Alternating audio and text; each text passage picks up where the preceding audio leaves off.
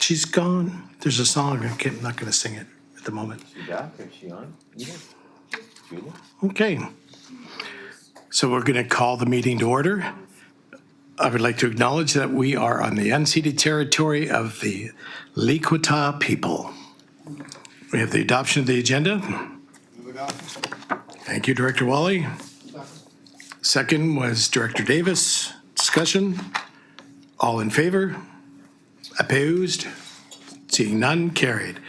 No petition and delegations. Adoption of minutes. Director Wally. Second. Director Von Esch. Discussion. All in favor? Opposed? Seeing none, carried. No business from arising, public consideration, notice, chair's report. The chair's report. I'm going to tell you a little story about when I was first born. Way back when. Just kidding. Many, many moons ago. Okay, committee chair's report that the draft minutes of the regular meeting of the Electoral Area Service Committee held on July 19th, 2023 be received. So moved. Director Mowini. Second. Director Von Esch. Discussion. All in favor? Opposed? Seeing none, carried. Staff reports. Request for subdivision frontage relief 20493C23 Baker. No relation. That the report from the CAO be received. Move receipt of the report. Director Mowini, Director Wally, discussion? All in favor? Opposed? Seeing none, carried. And that the frontage relief request by Lorna Baker for proposed Lot B as shown on the plan of subdivision for the Strata Lot 2, DL 212, Sabre District Plan, VIS 1540, attached to the July 21st, 23 report from the CAO be approved. Electoral areas only. So moved. Director Mowini. Second. Director Von Esch. Discussion. Electoral areas only. Approve. Opposed. Seeing none, carried. Thank you. Request for subdivision frontage 06184D22 Hendrick. That the report from the CAO be received. Move receipt. Director Rice, Director Wally. Discussion. All in favor of electoral area? Nope, sorry, that one's good. Yeah, everybody. Opposed? Seeing none, carried. B, that the frontage relief request by Delton Henrik for the proposed Lot A as shown on the plan of subdivision for the remainder of DL 125 Comox District attached to July 21st, 2023 report from the CAO be approved. Electoral areas only. Move recommendation. Director Rice. I'll second. Director Wally, discussion? Electoral areas, all in favor? Opposed, seeing none, carried. Request for subdivision frontage relief 02829C23. That the report from the CAO be received. Director Mowini, Director Von Esch, discussion? None, all in favor? Opposed? Seeing none, carried. B, that the frontage relief request by Hal Reverly, is that close? Lot 1 shown as a plan of subdivision for Lot A of DL 155, Sabre District Plan 24493, attached to the July 21st, 2023 report from the CAO be received. Electoral areas. Be approved. That's what I meant. So moved. Director Mowini. Second. Director Von Esch, discussion? Electoral areas, all in favor? Opposed, seeing none, carried. The OCP rezoning First Nations consultation, CP2D 23, RZ 2D through 23. Report from the CAO be received. Move receipt. Director Rice, Director Wally, discussion? All in favor? Opposed? Seeing none, carried. for electoral areas only, that the First Nations consultation process, and agency referral list as outlined in the staff report dated August 3rd, 2023 for application CP 2D23 RZ 2D23 be approved. Move recommendation. Director Rice, Director Wally, discussion? All in favor? Opposed? Seeing none, carried. Proposed for a dog control service on Cortez Island, that the report from the CAO be received. Move receipt. Second. Director Wally, Director Vonish, Director Wally, discussion? All in favor? Did you have something to discuss? I had a question. Please. Thank you, Chair. The report for the dog control service indicates that it would have a $3,000 annual fee to operate, and mentions that the rates for the service will go up significantly if anything beyond RCMP intervention is contemplated. I'm curious what the service provides for the annual cost of $3,000 per year. CAO or CAO? No? Give it. I'll answer, that's fine. So we have services for establishment, the minimum cost for service establishment with any service. I think the minimum is $250 or $500 internally. We're providing, we're going to have bylaw enforcement as part of the service to regulate it or respond to complaints. And I was going to say that's going to be the majority of the cost. We're not going to do apprehension, retention, control, or anything like that. But as all services within the regional district have to pay their share for the efforts of time that go into it, this is pretty minimal, and that's what it would go into, staffing of regulating the bylaw. Go ahead. Thank you. So there will be bylaw enforcement then that is involved? Because for some reason I thought that it was going to be strictly RCMP Yeah, involvement, there that they may, needed a bylaw. there may be. Again, we'll only spend money in the service that we incur. So you got to have something in the budget for there. 3,000 is pretty minimal. The intention is to have the RCMP do the enforcement, but there's going to have to be some interaction at some level of staff time throughout a year. $3,000, is the $250 of it is to go into support services. So, you've got a couple $1,000s that may be spent on, there might be legal involved in that. There may be some staff time. It's pretty minimal, but you're not going to have zero. So 3,000 is the number we put in. If we don't spend all of that, we carry it forward into the next year. You got to have something. There may be legal, right? Somebody sues us or something happens that we're going to have to engage with them, or you got to have some money in the budget. Thank you. Hey, any further discussion? Yeah, I just have one question. As you're creating this bylaw, will you be in touch with me to sort of so that we're on the same page before we see the draft, or we only see the draft when it's prepared and ready for the whole board? No, we'll bring it back to electoral area services. So what we'll typically do is bring you a draft. You'll like it or not, have comments, and we'll go around until you're satisfied, and then it'll generally come back to the board. Thank you. Anybody else? All in favor? Proceed. Thank you. Opposed? Seeing none, carried. I'd like to move option A, that a further report and bylaw be prepared to establish a dog control service for electoral area B. Second, Director Wally, discussion? All in favor? Opposed? Seeing none, carried. Evacuation route planning, public notification grant award. Report from the CEO be received. Director Wally, Second. Director Moini, discussion? All in favor? Opposed? Seeing none, carried. And that the 2023-2027 financial plan be amended to incorporate the $32,000 revenue from the 2023 evacuation route planning public notification grant to fund activities identified in the 2011-2023 report from the CAO. Motion, please. So moved. Director Chapman, Second. Director Vonish, discussion?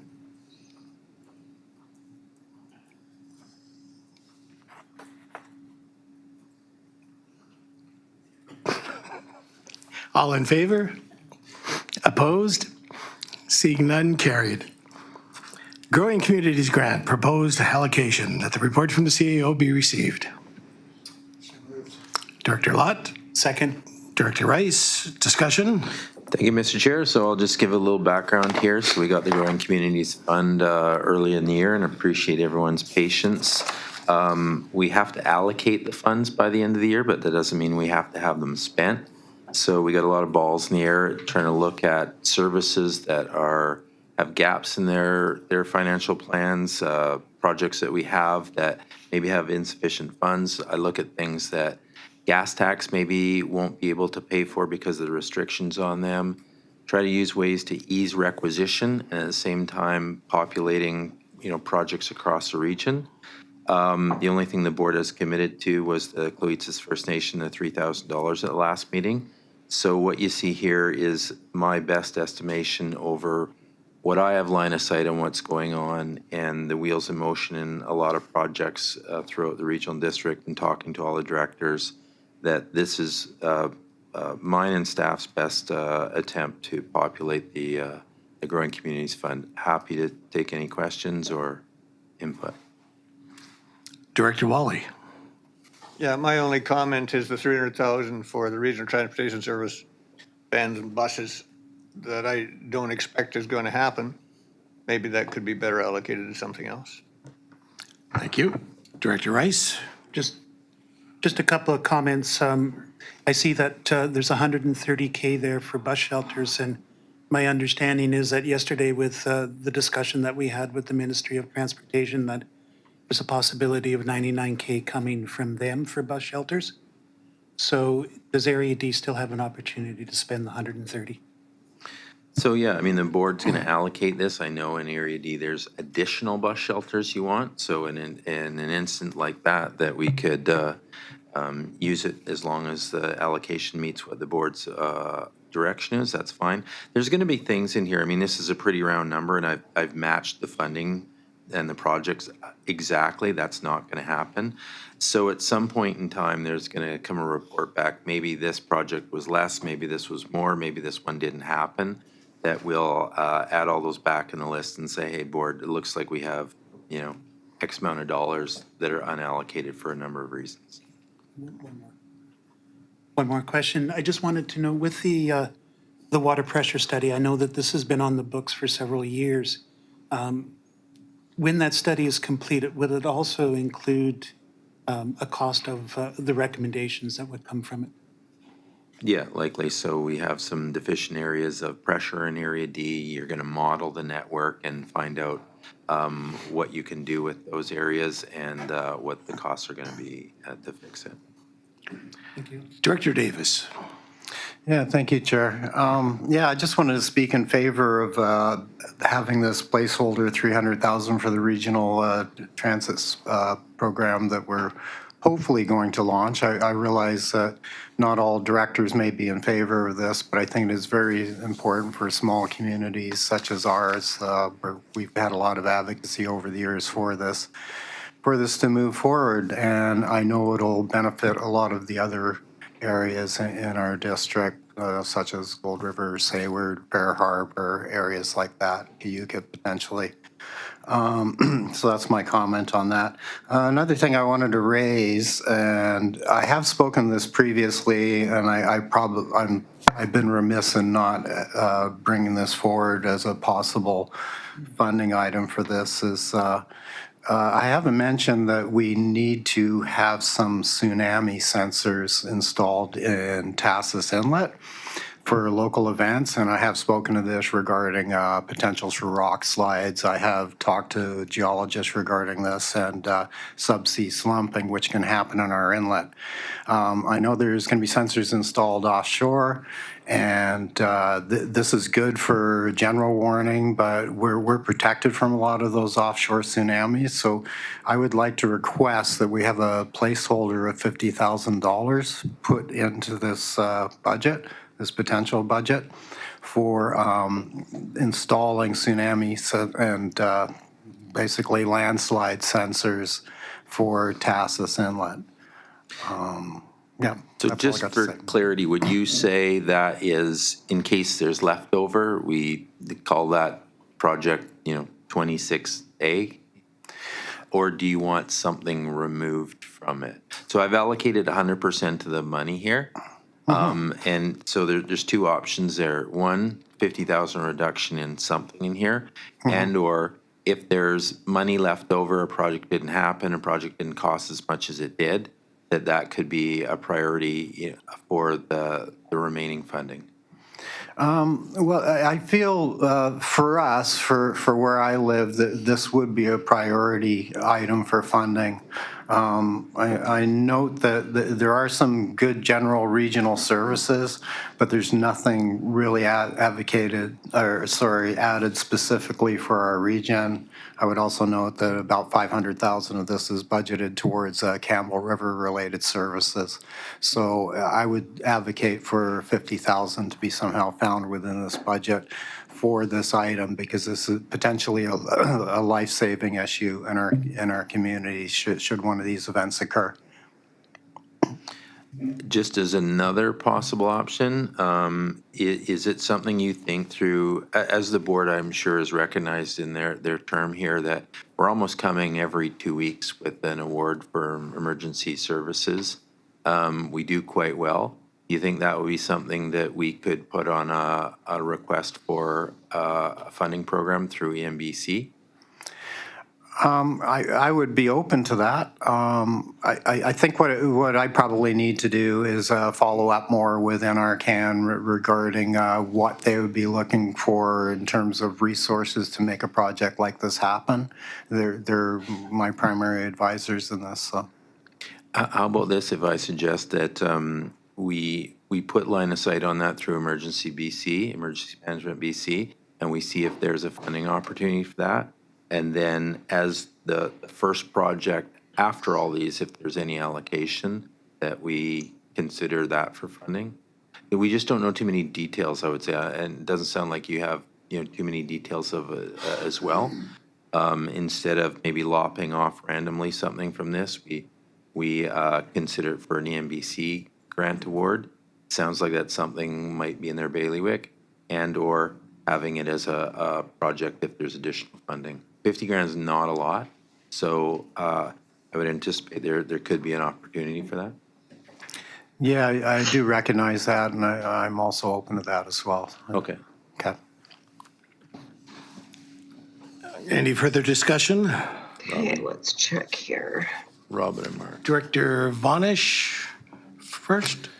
Two questions. One on the regional e-bike charging. I imagine that's just a $30,000 charging station at each of those three communities. Thank you. And then, given that we're allocating $300,000 for a regional transportation service van bus, that when we haven't established that service yet, and given that we're likely to move forward with a regional housing service today, is there a way for some of that $300,000 that we have allocated to the Cortez fire equipment, for some of that to go directly towards housing on Cortez? Well, I reached out to Cortez Fire and I said, what's a number that, would work for you? And 250 to 300 was in that. So that's where I came up with that. So I think anything you took from that to something else would rob from them, if you will. And, regional transportation, the reason I put that on, we're doing a regional transportation study. Modi is doing one. We're trying to align these together. And I do know that one of the financial, a serious financial aspect of regional transportation is going to be a bus or two. And this would really take a lot of weight out of that budget. So that's where I put it there. These are just recommendations for myself. So again, if it comes out of there, regional transportation is likely going to be, when it's brought back, the costs are going to be higher. Right. So are you saying yes, that we could potentially allocate some of that 300 that we have to the fire department towards housing on Cortez through the housing service? I don't think it has to be through the housing service. Cortez Fire, I wouldn't, and I don't mind making an amendment that the word equipment is taken out of that. Are you saying that of some of the 300,000, they could use it for, Les, we talked about maybe a trailer. Potentially, yeah. or something else through the regional housing No, service. absolutely, I agree. So we'll just make, like, I'll take it as instruction to staff because this is recorded, that the word equipment is removed from Cortez Fire. I agree, it can be more liberal than that, and I don't want to restrain it to just equipment. Thank you. Anybody else? Director Mawhinney. Thank you, Chair. I do have a few questions about this great list that has many elements, and thank you to our CAO for this comprehensive list. I noticed that there are two separate $75,000 fleet vehicles in the list, both related to fire, one for the regional fire admin and another for the wildfire reduction coordinator. Is the wildfire reduction coordinator position an ongoing one? Are these vehicles planned to be hybrid or electric in consideration of the strategic initiatives which we've been working on, one of which I believe is carbon footprint reduction related, although I haven't seen that, so I'm not exactly sure. We haven't received that back yet. I'm not, and then the other question that I'm curious about is the search and rescue haul generator for $120,000. I use the search function in the minutes to see any recent requests from from search and rescue, but I didn't get any results. Is this something which has been requested by Campbell River Search and Rescue? Is there information which is planned on coming to the board regarding this request? And is the system portable, or how does this project provide regional benefits? I think I can answer most of those, and Tom can help me out at the end. So we have Regional Fire Admin Service. That's a service that the board has approved, and so there's requisition from that. So my philosophy is that position is going to need a vehicle, so that will help reduce the requisition required for that service. And then the Regional Fire Reduction Coordinator is a full-time permanent position funded by UBCM. So that came to the board a month or two ago, and that position will require a vehicle, and so this eliminates the need for requisition. It's also doubled as a protective services vehicle, so we have 4 of the staff in there now, and they have 1 vehicle, so it'll be shared between regional fire and protective services. So yes, those are ongoing and permanent.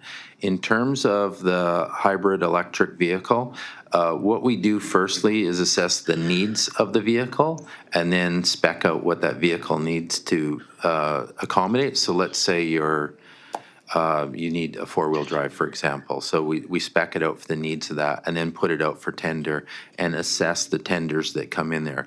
Let's just, for argument's sake, you spec'd out a vehicle, there could possibly be no hybrid or electric vehicle to fulfill that need.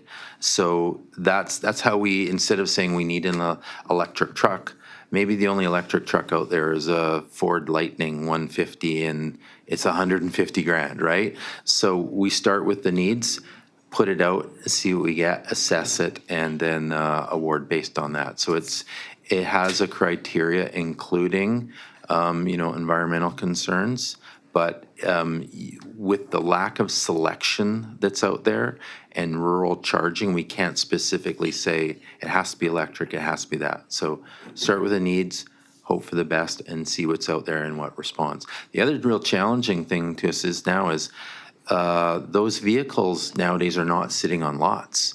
So often, let's say you said, we want an electric truck. Well, you might wait for 2 years to get it, or a specific hybrid. So we can't pin ourselves into that. Always and obviously hoping for the most environmental friendly vehicle we can get that fits the needs of it. So hopefully that. As for the Emergency Operations Center, the Emergency Operations Center, I think they use the same facility, but that is a facility that's owned by Campbell River that's leased to, no? Actually, if I could jump in here. The facility is owned by the Search and Rescue Society on Larwood Avenue, and the Regional District leases part of that primarily for communication equipment. And I believe the generator is to cover off periods when there might be power outages or problems that are going to affect that equipment. So that's the reason for that, as far as I'm aware. But that is our EOC. In terms of an emergency, that is our emergency operations center that is going to required in an emergency to have power at it. They have many wants and needs of it. And when I spread this out throughout staff, that was highlighted that they need a generator for, I mean, can you imagine we have an emergency operations center and no power there? So it was, it's been a priority item for them for some time. I really appreciate clarifying that because I couldn't find that in the minutes anywhere.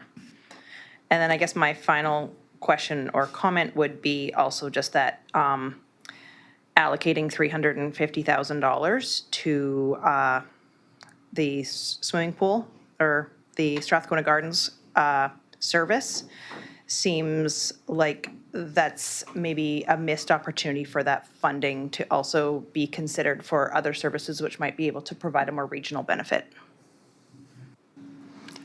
Anyone else? Director Wally, You mentioned one little thing there that's kind of. your microphone, please. Thank you. CEO mentioned one little thing that caught my ear there, if I might just comment on it. You talked about a fire administration service requisition. Did you mean administration service when you were talking about that? Yeah, Thank you. it's still requisition though. Yeah, you bet. Anyone else? Everybody's good? Director Mawhinney? Sorry, I do have one last question. So I know we have until the end of 2023 to allocate this fund, according to the report.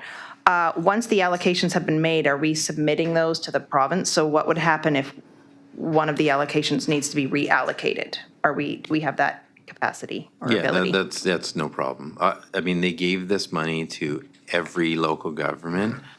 I highly doubt there's any follow-up on it. It's just they trust that we are going to allocate it, and why they want to allocate it, because they want the money spent out there doing things. So yeah, I think it's just kind of a pressure point to say, hey, because gas tax, we often get communication saying, not just us, you folks in local government aren't spending your gas tax. Get out there and spend it. There's a lot of hoarding of gas tax, not spending it and putting it into the economy. So their inspiration is to have us allocate, and then once allocated, money will get spent on projects. Okay, so that was on receipt. All in favor? Opposed? Seeing none, carried. And that the revenue from the Growing Communities Fund be allocated as shown in the August 10th, 2023 report from the CAO. Do I have a motion, please? So moved. Second. Director Bonus, Director Rice. Further discussion? All in favor? Opposed?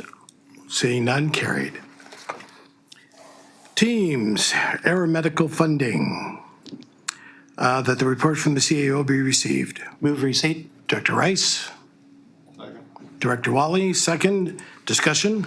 CAO? Yeah, Mr. Chair, if I may, just to give some background on this, we had many discussions with the previous board about requirements for allocating funding to groups and nonprofits and so on and so forth.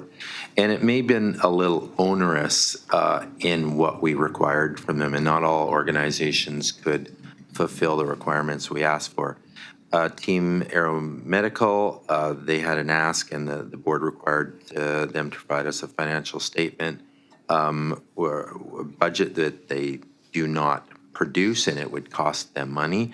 So the request is in substitution of that, what they have provided the regional district as an alternative. Is that satisfactory to the board? From our perspective as staff, it certainly is, but it didn't exactly meet the requirements of the first board's request. So I want to get the board's endorsement that without that financial, that the budget that they had is what they're providing, is this suffice? Director Rice? Just comment, I did watch the board meeting on this, I believe it was last year. This company offers an amazing service, and it might be worthwhile to bring them back, because I think the information that I saw being a non-participant was pretty amazing, and I think for a new board, it would be quite important to see what they actually do and how this money is actually being allocated. So I'm quite fine with the recommendations that are being recommended here. And just for the board's information, this money was allocated into 22, and that money's just been carried forward. So there's no additional requisition required. Director Moody. Thank you, Chair. I noticed in the report that the original board motion was for $40,000, and this one is for 45. Maybe it was a slip of the finger. I'm not sure what happened there. And the other thing I'm wondering about is the phrase, financial statements should be sufficient for confirming the information desired by the board. However, the recommended motion that we're about to look at is that that we provide the funds upon receipt of the financial statements. And I'm not sure if that gives a chance for the board to look at them before those funds are provided. It doesn't, if the financial statements is something, I don't think it was the intent that the board wanted to see the financial statements. It was always that they provided something to, I'm going to say, ensure, like when we had one instance, I think earlier this year, when a group was requesting funds and it looked like they had more funds than they were needing net. So I know for a fact the team Aeromedical is still striving to achieve their financial goals. They're not exactly in excess of funds. If the board certainly wants to see those financial statements, I can provide them, put them on as reported correspondence. But you're right, the intent was the board would pass this. We would say then provide us with a financial statement and we'll give you your funding for it. The other thing is we had many discussions about this, and we had multiple resolutions about the amount, and it went all over the place. So there would have been more than one resolution at the time about that. I'll double check the number, but I can confirm, Mr. Chairman, that the board did increase the original award from 40,000 to 45,000 at the very same meeting. So that's why we're looking at 45. The report doesn't have that. Okay. Director Wally. Yeah, I'll just make the comment that in the past, the board had considered various onerous requirements for financial statements that aren't practical for a lot of the grants and aids that we as electoral areas give. So I don't think the intent ever was to make this an onerous thing for the board's approval. Thank you. Anyone else? Okay, that's still on receipt. All in favor? Opposed? Seeing none, carried. B, that the $45,000 grant awarded by the board to Team Aeromedical on March 16th, 2022 be approved for receipt of that organization's financial statements. Move B. Second. Director Davis, Director Kerr, discussion? All in favor? Opposed? Seeing none, carried. Thank you. The resolution status report. The report from the CAO be received. Move receipt. Second. It's Director Vonis, Director Mawhinney, discussion? Director Mawhinney? Thank you, Chair. I would like to say that I've reconsidered my request and I have changed my mind about this. So yeah, that's all I wanted to say about that. Thank you. So it kills B as well, correct? We're still voting on receipt of the. Are we still voting on receipt? Do we still have to do that? Following that, the board can introduce any motion it wishes. Well, there you go. I have been told. All in favor of receipt? Opposed? Seeing none, carried. I'm sorry? Just move on. Moving on to 10. Director, Code of Conduct, proposed amendments that the report from the CAO be received. Director Wally. Second. Director Chapman. Discussion. Director Wally. I have a few lengthy comments to make. Lengthy? Each one of these as a motion. Microphone? Makes it longer that way. Got to get that fixed. I have several suggestions to change the wording of this and that and the other thing. Do you want each one separately as a motion? How do you want to do this? how many do you have? Could you put it in writing? Half a dozen. Could you put it in writing? One by one, I think, to start with. Yeah, we'll do one by one, but do you want me to make a motion on them? Yeah, Yeah, because okay. presumably See what the maybe. board thinks of them. Yeah. So I'll just deal with the first thing that came up to me. In definitions, we have the word respect. And respect means having due regard for others' perspectives, wishes, and rights, and displaying deference to the offices of local government and its role in community decision. That's where I have a problem with the word respect, because deference, as you all know, I'm sure, means humble submission and respect. So I interpret in that section there that offices of the local government include staff. And while respect to staff, of course, is appropriate, submission in community decision-making is not appropriate. Decision-making is the sole purview of elected directors. So furthermore, in regard to the board as an official local government, elected directors, submission eliminates any director's ability to challenge the appropriateness of a decision. I mean, if you submit, you can't challenge it.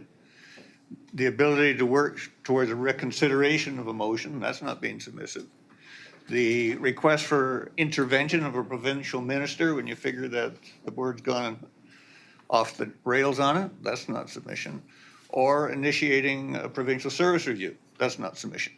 So what I anticipate would be better wording, pardon me? You're making a motion on that? Yeah, the motion is to change the wording to respect means having due regard for others' perspectives, wishes, and rights, including those of officers of local government and its role in community decisions. So just deleting that last phrase. First, before we go through all that, let's get out of receipt. Okay, so all in favor of receipt? Opposed? Seeing none, carried. Now go ahead, please. Okay, so that's my motion. Change the definition of respect to mean, respect means having due regard for others' perspectives, wishes, and rights, including those of the offices of local government and its role in community decision-making, period. Leave the last little phrase off. Second. Director Lott, further discussion? Director Mawhinney? I also had a question mark around the word deference, so I'm happy that someone else is also raising it. Okay, all in favor? Opposed? Were you just scratching your head? Yeah. Okay, so that wasn't an opposed? Okay. Carried. Do you want to go to number 2? Number 2, please. This is under section 3A, standards of conduct, integrity. I don't know if you're looking at your report or not. Anyway, it reads in part D, this is what it reads, directors will direct their minds to the merits of the decisions before them, assuring that they act based on relevant information and principles and in consideration of the consequences of those decisions. Did you say 3D? It's not 3D. 3A, standards of conduct, integrity, section D. Yeah, the lettering is really confusing. The letter's a little confusing. This is the new Oh, wait. numbering that Tom put in there. Oh, All right, so that's what it says. I feel this is lopsided because as directors, to make an informed decision, we have to carefully weigh both the merits and the detriments, which may well outweigh the merits. So I would move that we change this to, directors will carefully weigh the merits and detriments of the decisions before them, and then the rest just follow on. Just putting in the word detriments there. It's not just the merits we consider. It's the pluses and minuses. So was that your motion? That's my motion. Director Vonish? I'll second it. Discussion? All in favor? Opposed? Sorry, Director Lott? You're good? Okay.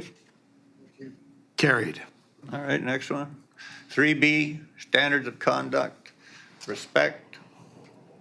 Part D reads in the report, directors will not engage in behavior that is indecent, insulting, or abrasive, including verbal slurs such as racist remarks, unwanted physical contact, or other aggressive actions that are harmful or threatening. So my motion is that after the word indecent, we add the words profane and vulgar. I'm sure we don't allow profane and vulgar comments, so I think they should be in there. I'm never going to be able to speak again. And either are you. No, not you. Director Dahl. Dialogue on this. I'm curious, like, for those sorts of things, how much interplay is there with a person's personal life? I don't know, I have an answer for that. That's a trick, no, it's a tricky one. Right. I think so. Well, this is, in my opinion, part of the problem because we are on 24/7 and responsible for this code of conduct 24/7. I can honestly say that there might be the occasional time where I stub my toe and a bad word may come out. If I might, Mr. Chair, the enforcement, this is up to the board, so I'm sure the board's not going to jump all over you for the odd miss-slip, but this is the intent of the way we are to behave. That's what a code of conduct is. And I mean, why would we want indecent, insulting language not acceptable, and yet profane, vulgar languages? I mean, we might as well make it complete. That's our goal.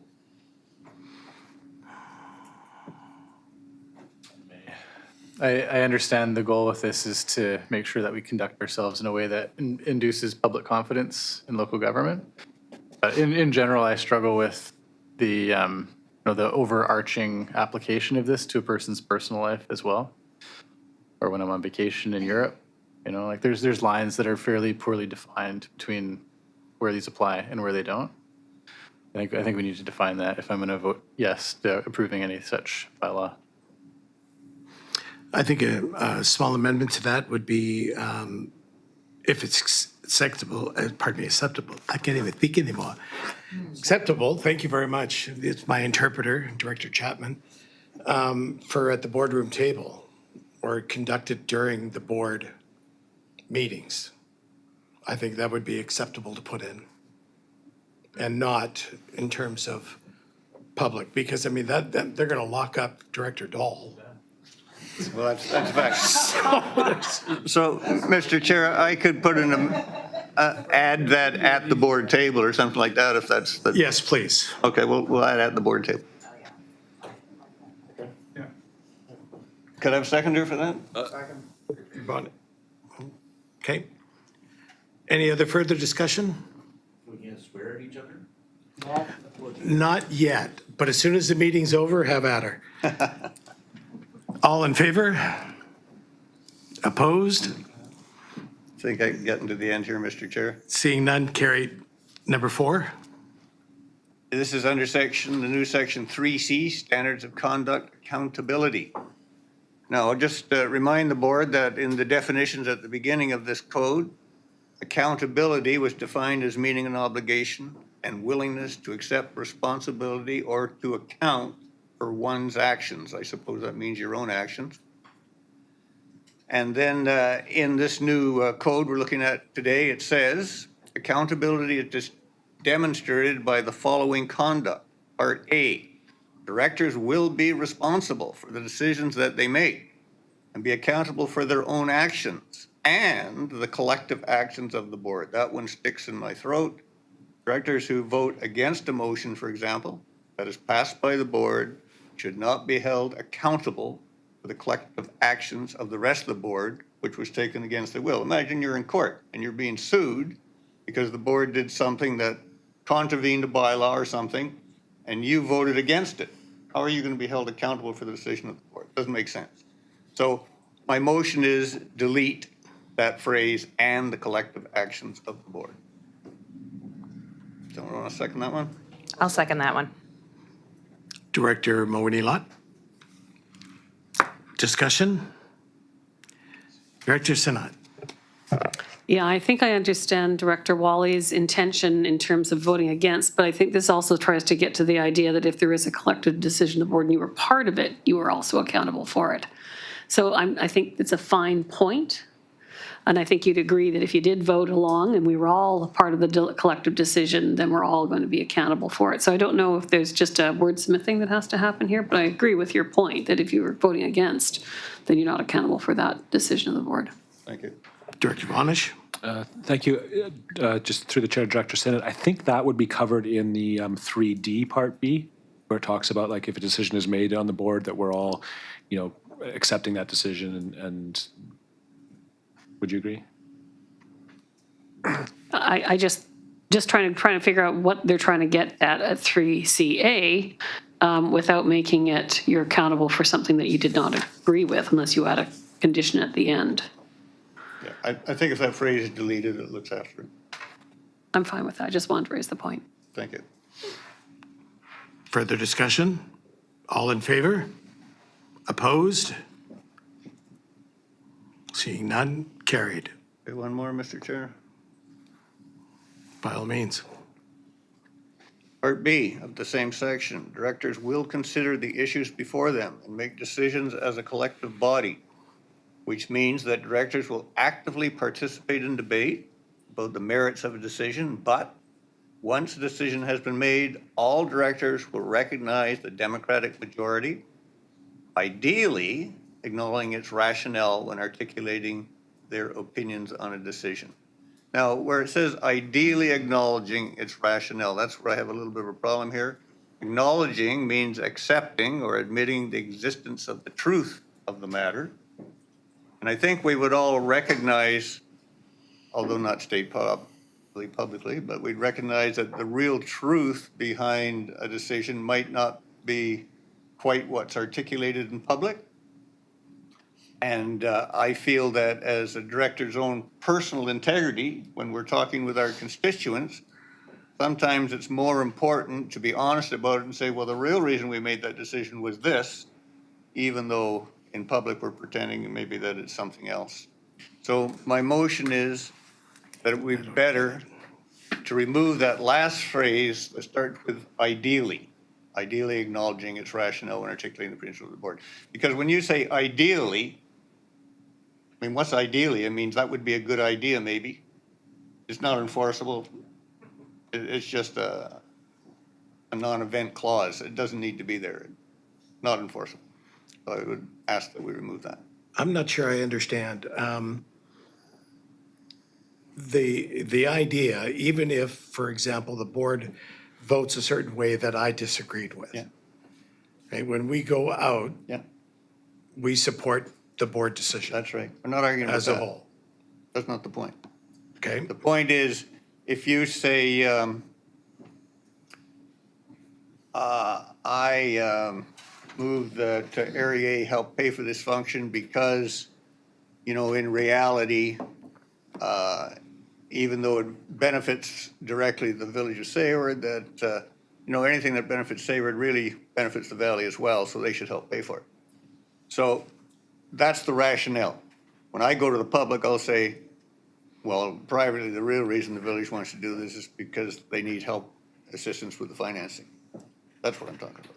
So the public reason was we benefit, the real reason was they want the money.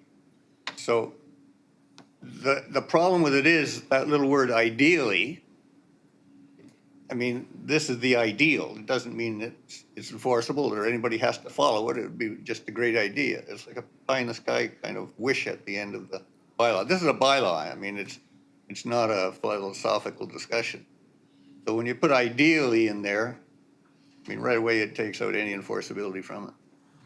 So it's just better to take away the last phrase and drop it. Yeah, I don't have a problem with that. I do though, however, respectfully, whatever decision that we make at the board table should be the same reasoning that we're giving it to the public. Should be. Should not be one or the other. Ideally, you're right. Okay, ideally, I am correct. Okay, do we have a motion on the floor? Do we have a second? Director Mawhinney. Further discussion? All in favor? Opposed? Seeing none, motion is carried. I'd like to apologize, Mr. Chair. That's all I could come up with. That's all you could come up with? That's all Because I we've had. got more I time. was short of time. Okay. 5 for 5. Director I Wanish. just have a quick question on that last one. So let's say we as a board make a decision, I voted against it, somebody asks me, you know, what happened there? Is it appropriate? I say, you know, this is what the board voted. I might say why the board voted this way. And someone asks me like, why did you vote against it? Does that mean I can say, well, I voted against it because I thought this and that? Is that, can I still do that? Yeah. Thank you. Okay. Thank you. Director Moini. Thank you, Chair. In addition to Director Wally's comments, There's more? well, I have two, probably not as complicated. Under 5(3)D, also one of my comments is around the lettering and numbering. Leadership and collaboration A, it says directors will consider the different interests of the people who make up the community. And the way that I read A, it looks like the entirety of the regional district could be considered the community to which a director must consider every decision. And hopefully we can acknowledge at this table that we must constantly be striving for the balance of thinking regionally and the needs and desires of our individual communities and electoral areas. So I'm just wondering if a definition of community should be included with the definitions or if this line should be rewritten in some way. And we can talk about that and then I'll talk about my other one. Board. Anyone have to comment? Mr. Chair, I wonder if Director Winnie might want to suggest a definition of community.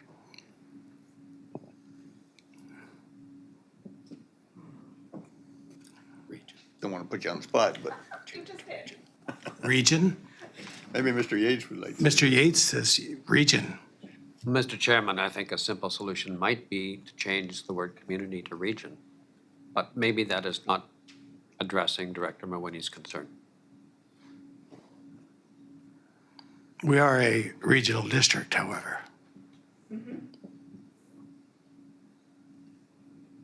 Yeah, well. Maybe we need to bring back a definition of community to the next draft that comes back to discuss it. Because I think that community, for me, is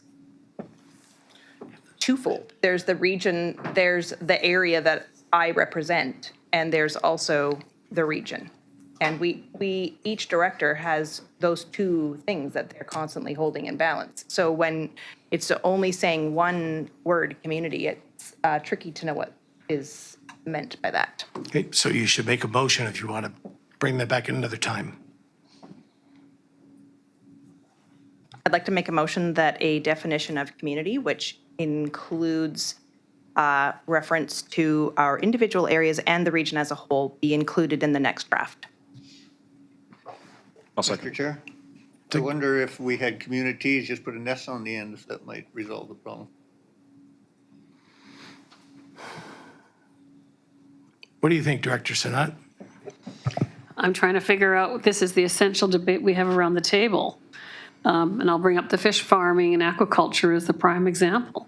As an overall impact on the entire communities we have, it probably favors economic development and fish farms. Each individual region has very specific, strong feelings against it. Where do we want to go as a regional district moving forward, and how do we govern ourselves? What do we want to do? Do we want to work for everybody? Want to work for the people in our communities? That's a hard thing for us to resolve right now, but I think it deserves really good conversation so we understand when we're at the table talking about these difficult issues, which hats we have to wear. Yeah, and the individual director can make that clear. You okay? Yeah. Okay. We need a seconder for oh. Director Wally's? You did? So do you want to do it again? Second. Discussion? All in favor?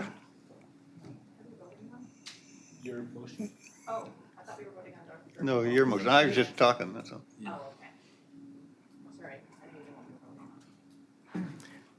Oppose? Seeing none, carried.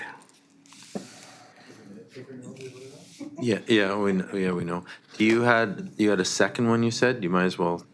Thank Bring you. that up. Well, I'm just wondering if there's a plan to sort of update the numbering and lettering in the final draft bylaw. I have to say, I found it very complicated going, and especially going back and forth between the two, the previous policy and then this draft bylaw, and the lettering with the double A's and B's. It definitely was a bit complicated for my simple mind. Sure, I can tell you there's no plan to update it, though. If you want it changed, we can do that, but go ahead. So, Mr. Chairman, our bylaws deliberately and consciously mirror the standard legislative conventions, drafting conventions used by the province. So when we have a section 3 in a bylaw and a section 4 in a bylaw, and we want to put things in between, we would typically number those 3A, 3B, 3C, as opposed to changing or adding them all at the end where they may be out of sequence with the flow of the bylaw. We do try to insert things where they are most appropriately placed within a bylaw for reference purposes. So that's why you see 3A, 3B, 3C, for example. If I may, it was more that there would be like 3 capital B, lowercase b, like there was double letters. Yeah, next week at 10 a.m. on Wednesday, there will be a training session on the alphabetical order that they've had put the code of conduct in, so everybody's welcome to attend. At that point, Mr. Yates is putting that together. We can certainly do that, Mr. Chairman. We'll invite the legislative clerk to explain why the province does it the way they, and there are legitimate reasons for that, in my opinion. And there is no perfect system, but this is the system we've adopted, which is the same as the province of BC. Well, I appreciate the reasoning. Thank you. Director Kerr.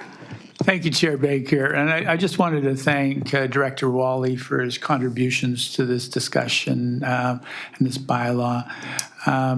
Getting 5 out of 5, it must feel like Christmas. I want you to write down that date, Director Wally. 'Cause you remember when?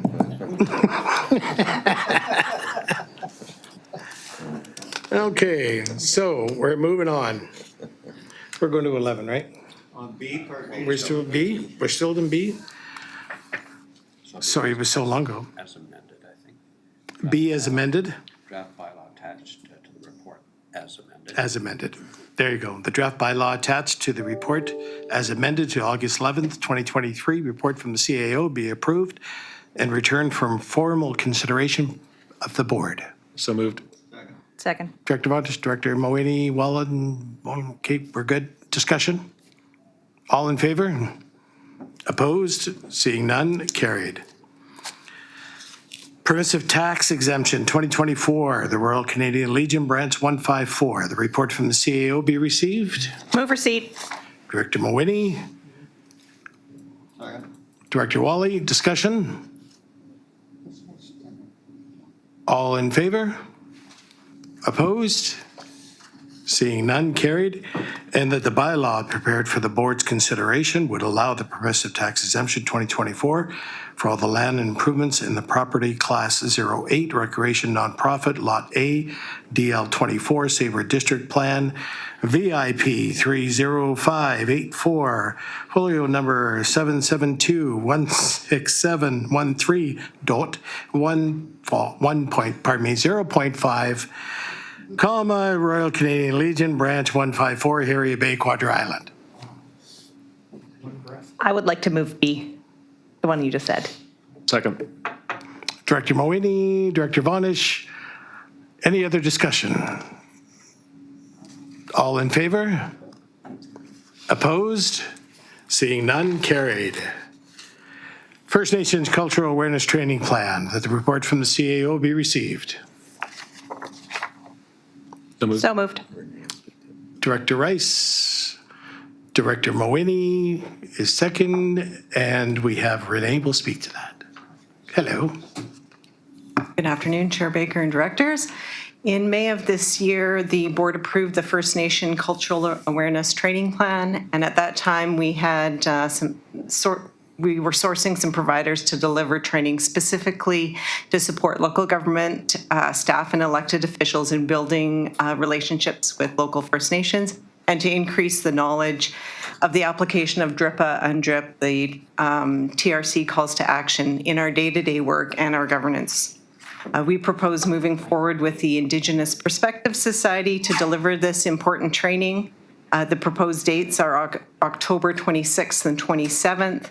We would host one day for the board and elected officials from throughout the region, and staff training would take place the following day, and again, we would invite staff from all the member municipalities to participate.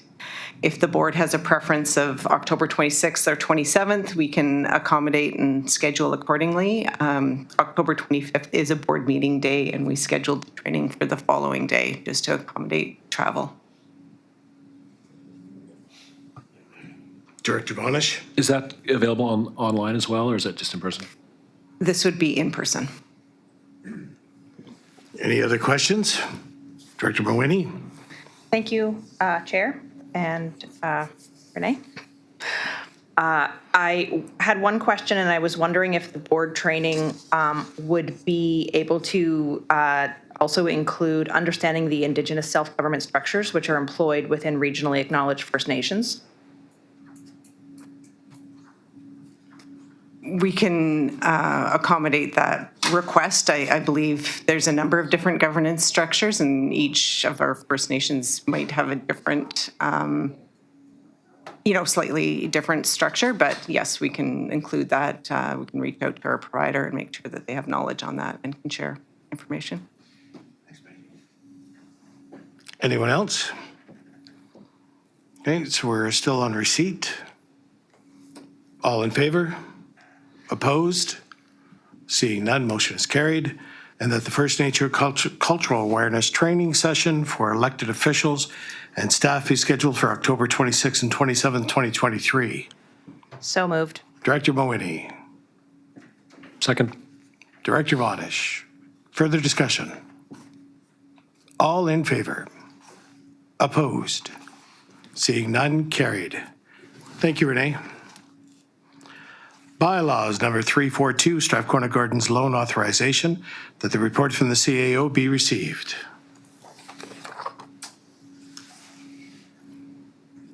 Be received. Move receipt. Director Rice. Second. Director Vonish. Discussion. All in favor? Opposed? Seeing none, carried. And that's a total number of electors within the area affected by bylaw 342 be fairly determined to be 32,880 for the purpose of alternative process, approval process. Move recommendation. Director Rice, second. Second that. Director Lott. Discussion. All in favor? Opposed? Seeing none, carried.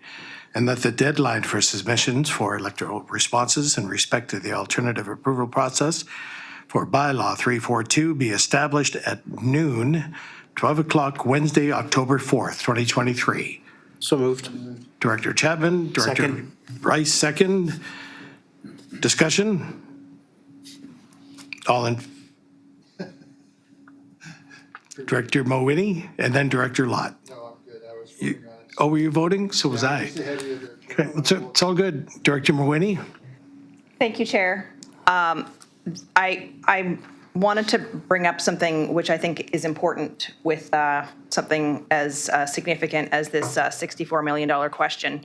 And that is that I think something that I learned from the alternative approval process which Area C went through recently is that having a web page available on the SRD website, which is really easily linked from the homepage, which provides a lot of information which people might be interested in, whether that's the design plans or the process that has taken us to get to this place, be readily available for people who are interested. So I'm not sure if it's necessary to make a motion, and I'm We have prepared for that. We have the Recreate page. We've had it up for years and offer all up-to-date information on that. So we already have that. And it includes all the plans and the budgets and everything What we like that. have, yeah, yeah. Okay, great. Well, then hopefully that'll be easily accessible from the homepage so that people can find it if they're looking for information. Okay. Director Wally? Yeah, just one little question. Is there an official a starting date for these alternative approval processes? How does that work?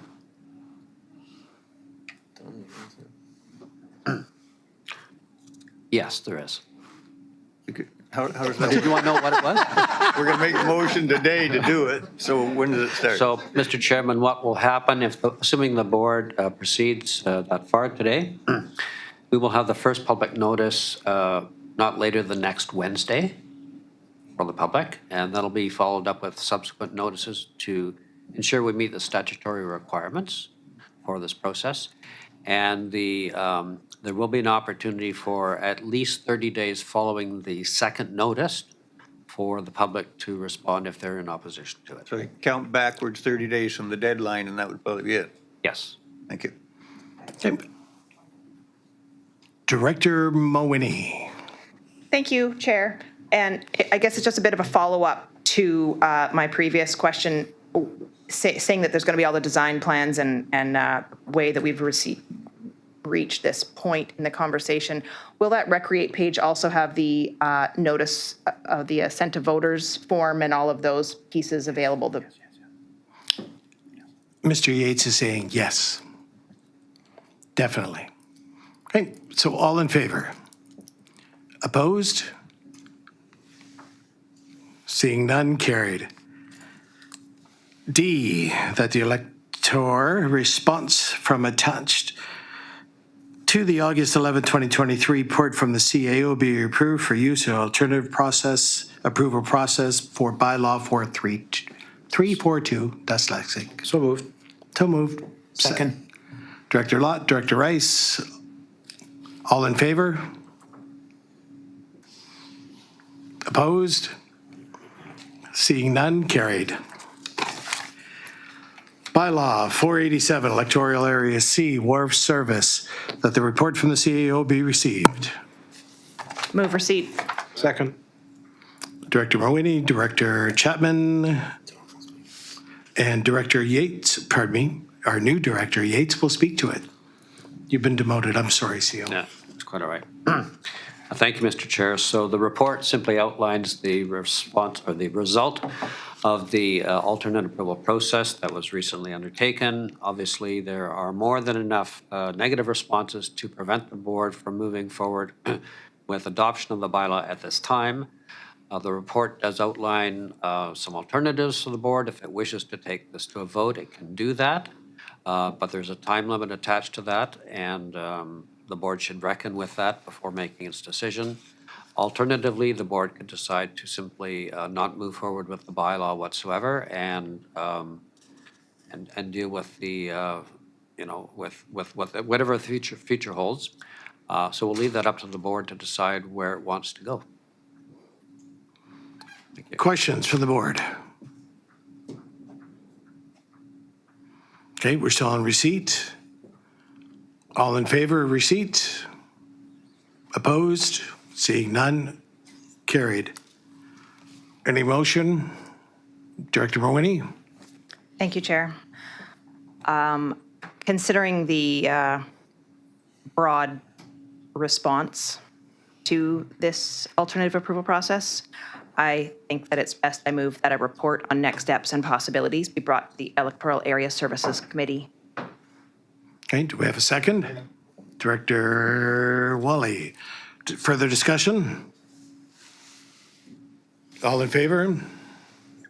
Opposed? Seeing none, carried. Thank you. Bylaw number 503, 504, OCP, rezoning, Couverton application to facilitate subdivision. Report from the CAO be received. Move receipt. Director Rice, Director Wally, discussion? On receipt, Director Rice? Just one comment that I wanted to make before we go into the recommendations. This was a very small attended public hearing. There was nothing really too much in the correspondence that came in on it. There was one concern over water, which will be addressed if this is actually approved. So again, I don't have a problem with moving the recommendations, but I did want to let everybody know that not too much feedback was actually obtained from this. Thank you. Thank you. All in favor of receipt? Opposed? Seeing none, carried. B, that the report of the public hearing for bylaw 503 and 504 and all related records be received. Move receipt. Director Rice, Second. Director Mawini, discussion? All in favor? Opposed? Seeing none, carried. And that bylaw 503 be given third reading. Move recommendation. Director Rice, Second. Director Vonish, discussion? Electoral areas only, Director Robin Mawini. Thank you, Chair. I do have some concerns with this application, and depending on how third reading goes, I am prepared to move that the file be referred back to Electoral Area Services Committee. I believe there are numerous concerns from the fire chief and from the Ministry of Land, Water, and Resources, which need to be addressed before I feel comfortable moving further with it. There was already a motion on the floor. So further discussion. Okay, this electoral areas only. This is on third reading, correct? Let's defer. I'm sorry? The motion on the floor is not a deferral. It's for the third reading. Didn't Director Manning? No, she said No. depending how third reading goes. Where are we at with on the motion? We're on, given third reading, C.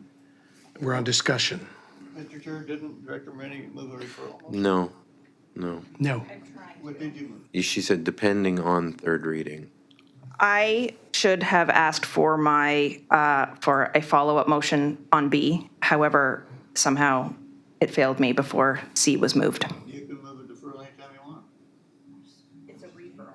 Referral anytime you want.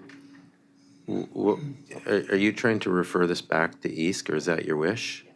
Okay, I think you need to make that motion. Okay, then I will. I wasn't sure if I had to wait until we dealt with the third reading motion, but I will move that this file be referred back to the Electoral Area Services Committee. Further discussion? Director Rice? I'm a little bit confused why we need to refer it back to EASC.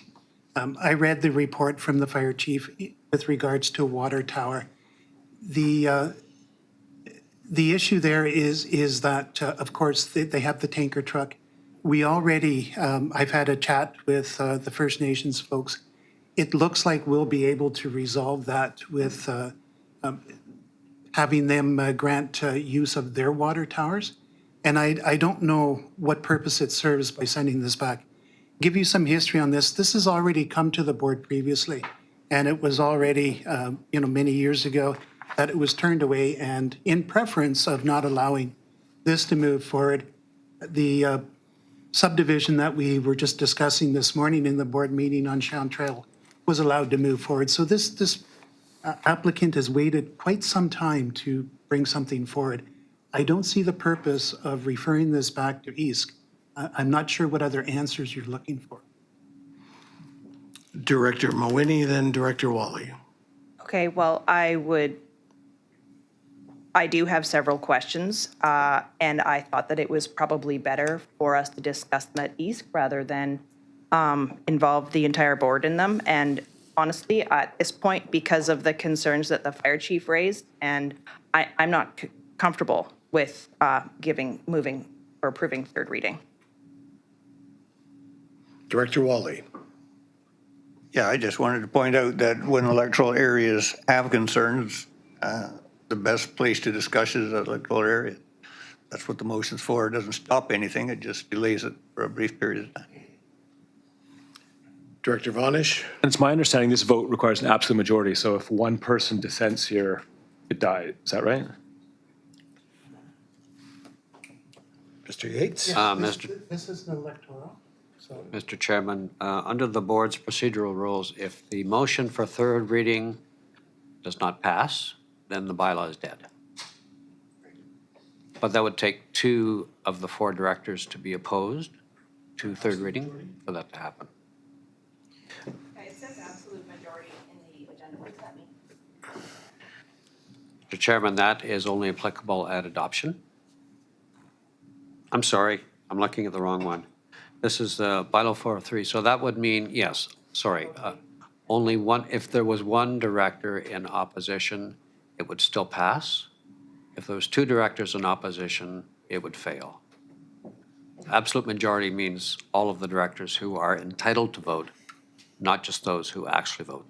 So there's 4 directors, electoral area directors entitled to vote, then at least 2/3 of them must be in support. We have a 2/3 of 4. 3, 3, So if one voted against it, that would be all right. yes. but we have a deferral motion before third reading, I believe here. A deferral motion would put off all those questions, Yeah. yes. So So if I may, Mr. Chair, I just, I'm go going sit to there. put it on Director Rice, it's much better to have this back to electoral areas straight to the concerns than to kill the entire thing here by having to go. And you should be happy with the decision. Aniko? Thank you. Through the chair to the board. I just wanted to provide some information with respect to the consideration on the table. Should the board choose to proceed with deferring this back to the Electoral Area Services Committee, we would likely be in a position of having to return back to public hearing because the committee would be receiving additional information after the conducting of the public hearing, likely. I would like to further advise the committee and reassure the committee that firefighting capabilities will be considered at time of subdivision. So the fire chief will be referred the application at the time of subdivision as well as the regional district and provide recommendations to MODI at that time. Should those recommendations not be supported by the applicant, we would be in a position to likely have to return to revisit the zoning of the property. If the applicant can adhere to the requirements of the fire chief and MODI and the regional district, those requirements would be in place prior to final submission of the subdivision at land titles.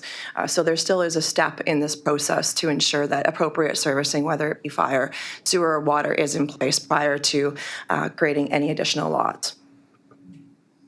Director Mowini? Thank you. And one of the questions that I have around the fire is that the letter from the fire chief indicates that this area is not currently in his fire protection service area. So I'm concerned that the subdivision is not even within a fire protection service area. And I think that's a rather significant question that needs to be addressed before we approve a subdivision. Aniko? And thank you, through the chair. This zoning would potentially allow for subdivision. This isn't approving a subdivision. So this is affording the opportunity for the applicant to explore subdivision further.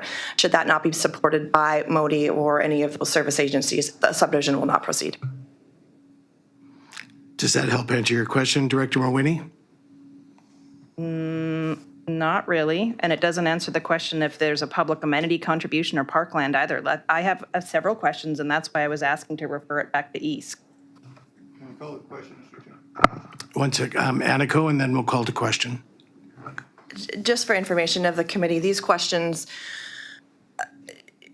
there's a step in the process where if the committee had these concerns could have been discussed at the Electoral Area Services Committee prior to the bylaw going forward to the board for support, at which time the board did support first and second reading and conduction of a public hearing. So just for future reference, the process would be that these concerns and considerations are dealt with at the committee before we get to board and before we hold a public hearing. So this conduct is unprofessional and unusual. Just Was the letter from the fire chief provided? Sir, your microphone, please. Well, I'm just curious if it was the letter from the fire chief and all of these other pieces. Like I looked at the letters that were provided from residents, added them to the letters or from the fire chief and Ministry of Water, Land and Resources. And together, when I add those all together, I ended up with more questions. Okay, we'll go to Director Sinnott and then back to Aniko. Yeah, after our staff have commented, I would request we have a 10-minute stand down so we can sit there and think about this. I think this is potentially going off the rails. That's just my recommendation, Chair. Director Rice, then Aniko, and then we're going to take a 10-minute recess. I'm just going to say, let's take a 10-minute. Sorry, Director. Hi, Aniko. You go ahead. I'm getting promoted, thank you. Is that what you call it? Of course. to answer Director Mawhinney's question, Mr. Chair, all of the comments received from agency referrals were provided to the committee prior to the committee authorizing the bylaws to proceed to the board for first and second reading and the holding of a public hearing. Okay. Thank you. It is 1:53. We shall return at 2:03.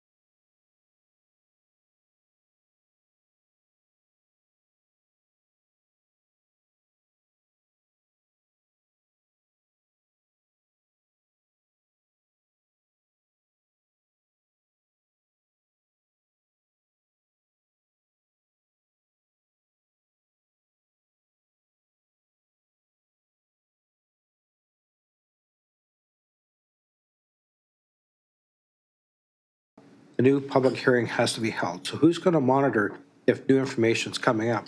Or is this simply a political squabble between electoral areas? No, I think, well, staff will definitely monitor whether it's new information. If we feel there's new information, then yes, we'll have to go back to public hearing for sure. It's difficult to say what the conversation will be about. If the conversation is just about process, then, I mean, one thing I will say is that, you know, it can be a complicated process in regional districts because we're not the approving officer in all the referrals. So if the conversation is just about better understanding process, I would say that's not new information and we wouldn't need a public hearing, but we'll wait and see what happens there, and we'll definitely advise the group about the conversation and what comes forward in the asks. Director Chapman? If I may follow up, I guess my concerns for the region in itself is that if we're going to, you know, if we end up having to go back to a public hearing, we're going to lose a lot of credibility in the development community.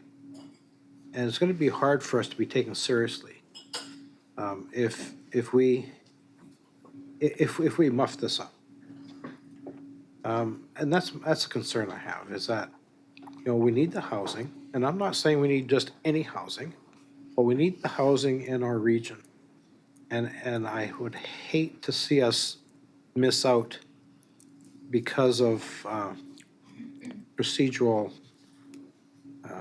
inconsistencies and incongruencies. I think we need to tighten this up.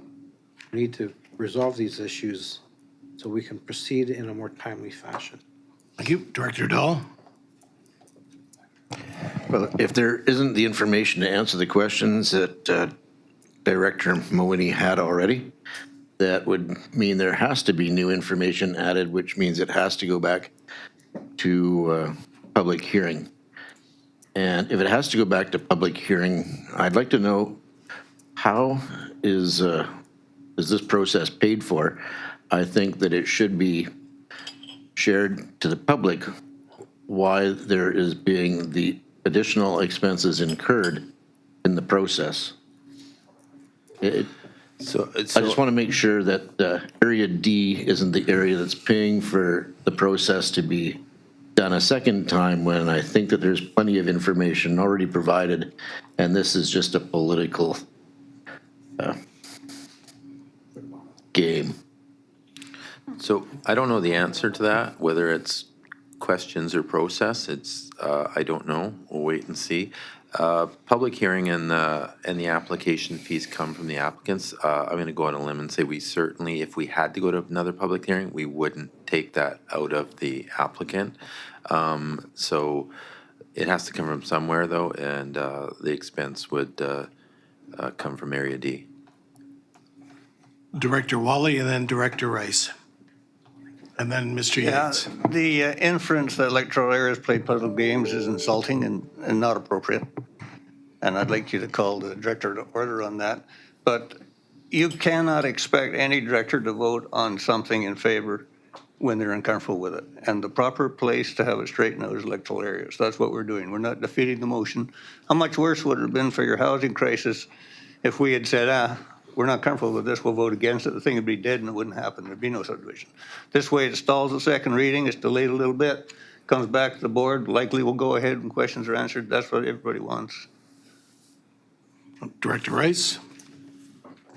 I just wanted to comment that, again, the information was there when it was at East. You could have asked your questions there. You know, with regards to the fire, I mean, it was a recommendation from the Oyster Bay Fire Department to see a water tower there. It doesn't deter from their ability to be able to fight fires. They've been providing the fire service for how many years for Area D? So I don't see why you need to create that as a stumbling block. And with regards to wetlands, I would really like to know what wetlands you're actually referring to when there's concerns about whether or not there will even be water to service these properties, which we won't know until after we approve this. So I'm very disappointed. We talk about professional contact. You know, I understand Director Wally's concerns, but really, you know, where do we want to draw the line professionally? Because the behavior that I'm seeing right now being directed to me has not been very nice to deal with. Thank you. Hey, Director Yates. I'm sorry, Mr. Yates. Keep doing that. Thank you, Mr. Chairman. So I just wanted to provide an assurance to the board that the referral to East will consist of the report that was presented today to the board. And if the East wants to debate the implications or the impacts of various comments that have been made already to date, that is not considered new information. We will not be looking for anything new to be added to the report that goes before the East. Simply what has already been provided for the public record is all available for further debate and dissection by elected representatives. And so just wanted to provide that assurance. Director Mulwini, the last word. Thank you, Chair. I do not consider my actions of asking to defer this to East in any way unprofessional. I believe that there are questions which remain unanswered, and I would prefer to feel comfortable with this process and understand the process. And the questions that I have raised, I think, are valid, and I look forward to discussing it at East. Okay, we're done. We're moving on. That would eliminate D and E and F. Excuse me. Now we're going to bylaw 506. Electoral Area C, streetlight services. With a report from the CFO be received. Director Wally? Director Davis? What's that, Director Davis? Thank you. Discussion? All in favor? Opposed? Seeing none, motion is carried. B, that bylaw 506, being Electoral Area C, Street Lighting Service Establishment Bylaw 203, Amendment Number 2, now be reconsidered and finally passed and adopted.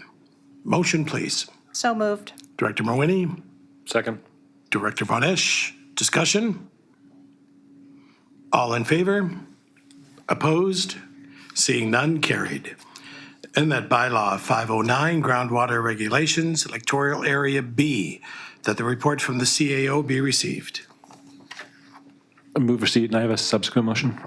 Director Von Esch, Director Wally, discussion.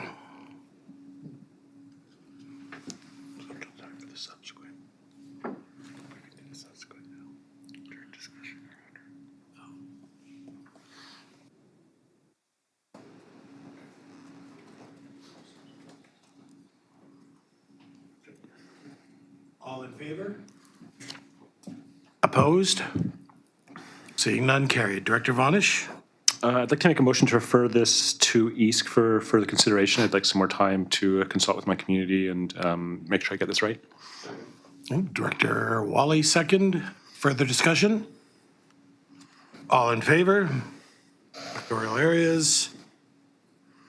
Opposed? Seeing none, carried. So that will eliminate B, C, D. We'll go to number 6. Bylaw number 510, groundwater regulations, Electoral Area C, that the report from the CAO be received. Move receipt, and I'll have a subsequent. Director Mulwini, Director Wally, discussion? All in favor of receipt? All directors opposed? Seeing none, carried. Subsequent? Thank you, Chair. I would like to move that we refer this back to the Electoral Area Services Committee for further consideration. Director Wally, discussion? All in favor of referral? Opposed? Seeing none, carried. So that will bring us to 7. Bylaw number 511, groundwater regulation, Electoral Area D, that the report from the CAO be received. Move receipt. Director Rice, Director Wally, discussion? All in favor? Opposed? Seeing none, carried. And that bylaw 511 being the bylaw to amend the zoning regulation application for Electoral Area D, now be introduced and read for the first time.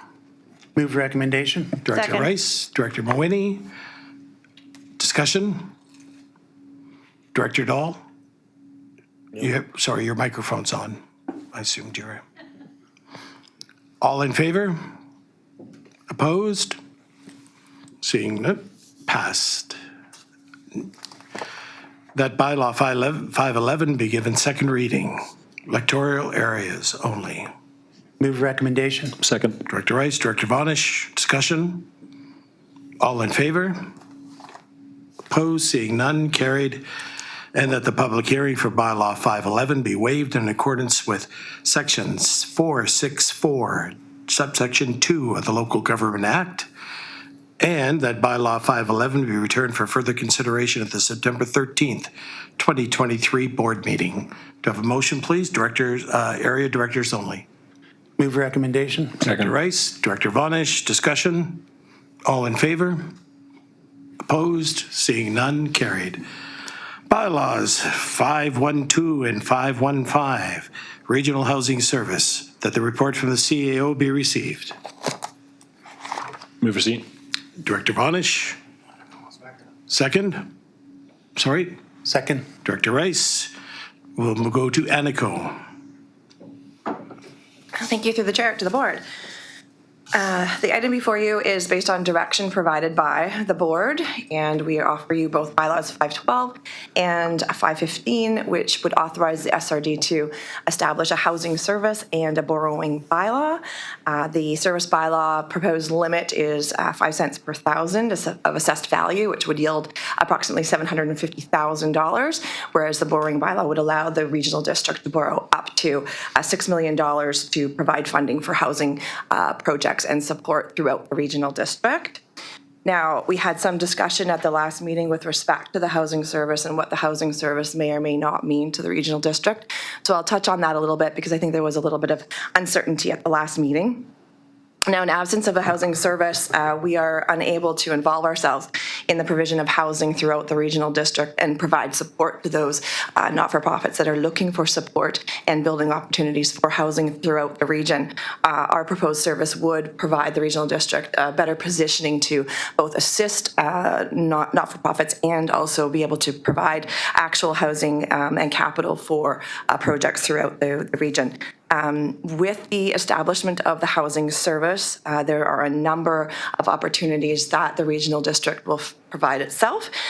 We will provide, enable ourselves to champion housing-related projects throughout the region. So actually be a champion as opposed to being that local government that is unable to assist those that are working so hard to provide affordable housing and below-market housing throughout the region. It would make us eligible for the HALF program, which we discussed at the last meeting, as well as other CMHC funding opportunities that are currently available to those local governments and not-for-profits that actually have a housing service or have housing-related opportunities in place, which would allow us to build projects which would be both affordable, below market, and workforce-related. It would allow funding opportunities for us to be eligible for planning funds to look throughout the region as to how we would better plan for housing for the region. It would help us support capital infrastructure to help facilitate housing projects throughout the region. Infrastructure related to sewer, to water, to community amenities that would help support those housing projects. It would also enable us to actually purchase land and land banking, where we could support those not-for-profits or developers that are looking for land to construct housing throughout the region. It would enable partnerships with First Nations, which are looking to provide housing throughout the region right now. There's First Nations that are currently purchasing land to provide housing. It would enable us to work together with those First Nations to provide that housing. It would allow us to work with other not-for-profit agencies that are providing housing and working towards applications to support funding for those initiatives, allow us to work with other housing providers and developers throughout the region. And it would also enable us to provide opportunities for provincial lobbying with the establishment of a housing service. So there are many, many, many opportunities should the board wish to proceed with the creation of the housing service. And I would just like to say that currently on the table is the workforce housing, which was supported by the board a couple meetings ago, without the establishment of this service, the regional district will be unable to proceed with looking towards the workforce housing component in the Just Like Home project. So if we want to proceed with the workforce housing component of Just Like Home, we will need you to support the housing service. Director Wally, then Director Vonish. Oh, sorry, I thought you were done. No, you go ahead. I'm done with the housing service component. I do have some information with respect to the actual HAF application, but if you want to pause with respect to housing, we could do that. Just to answer a few questions first. Go ahead, Director. Yes, 2 points I'd like to make. One is that until any actual housing units are sold, which should probably be a couple years down the road, there would be no generation of income for the regional district. So all the costs of servicing that loan debt would be entirely through taxing our constituents. And my little concern with this is that there's a lot of people that are struggling with the increase in interest rates to make their own mortgage payments. To subsidize other people's mortgage payments is a bit of a stretch for many of them. I think we need to take that into consideration, that the wealthy, this is a non-event. They can buy whatever, any house they want, anywhere they want. For those who are struggling to make their own mortgage payment, this is a challenge.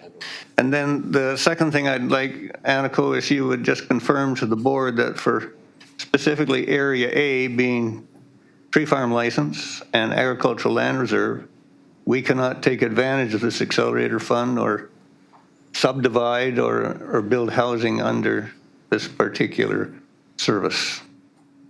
Can you confirm that? Thank you, through the chair.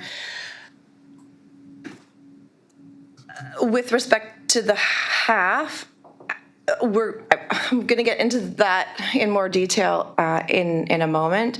How HAF relates to specifically to Area A really is dependent on the direction that Area A decides to move forward with in the near future. In absence of a building service or the requirement for building permits or development permits, likely very difficult for electoral area A to receive funding specifically for its EA through the HAF fund. That is yet to be specifically determined, but with the information that CMHC has available to us to date, it is unlikely. However, regional districts were an afterthought when it came to the HAF fund, so there's still many uncertainties that they're looking at answering for regional districts. So we will be putting our application in and hope that if we are successful, those questions will be answered at a later date. I want to hold off on answering the remainder of your question just because I get into the details of that at HAF, but when it comes to whether or not electoral area A has any ability to further densify or provide additional housing, most certainly you do in some areas. And even with the constraint of the ALR, there's still ability to provide additional infill and potential affordable housing throughout electoral area A, which I still do hear is something that people are looking for in electoral area A throughout the Sayward Valley. So I wouldn't want to say that Area A would not qualify for that or would not be able to densify in any manner, because that's not actually completely accurate. Can you just give me an example of how we get around the ALR rule that does not allow us to put additional dwellings on our property?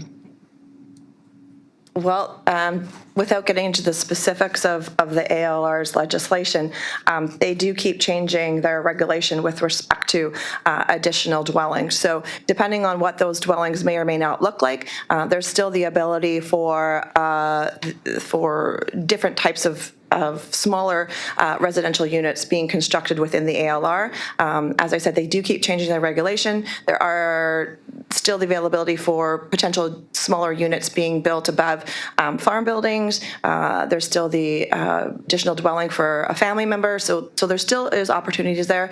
And I feel as though with the direction of the province, there may be additional considerations with respect to ALR in the future. All right, just one last final comment, then, Aniko, to suggest that the province is going to change the rules in the future and therefore we'll be able to build, I don't think is very realistic.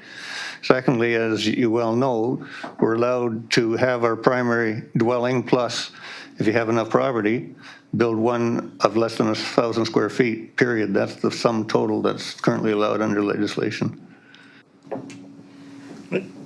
Next. I think I'll wait until Annika's made the rest of her comments before my Very well. comments and motion. Thank you. Anniko? Thank you so much. Just if I may, Mr. Chair, I also just wanted to answer one more part of what the Director Wally had mentioned, in that there's two parts to this item before you today. There's the housing service, the establishment bylaw, and then there's the borrowing bylaw. So I hear Director Wally's concerns with respect to the borrowing bylaw. Again, that's a maximum requisition, and it doesn't mean that that's what the regional district is going to do. But that being said, there's still the establishment of the housing service, and what happens after the establishment of the housing service really is up to the board. So by allowing the regional district to have a housing service, this just better positions ourselves, even just to receive funding to assist with the development of housing. Not that we're going to take capital funds out to build it ourselves. I mean, certainly that's an option, especially with the fact that the board's supporting the workforce housing. But in absence of that, it still gives us the ability to assist with housing initiatives, housing opportunities, planning for housing throughout the regional district that we don't have to date in absence of the service. So it doesn't mean we need to spend money. Now, with respect to the HAF application, so we've received additional information since our last discussion at the board table. CMHC has been working tirelessly with regional districts because there's so many unanswered questions. So with respect to the fund, we are applying for the application through the small rural stream. The deadline for that is this Friday, so we're well targeted to be complete and have our application in by then.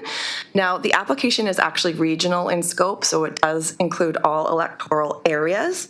As it was made clear by CMHC, that application must show growth and affordability across the region, regardless of land use planning or absence of permits or building permits or development permits.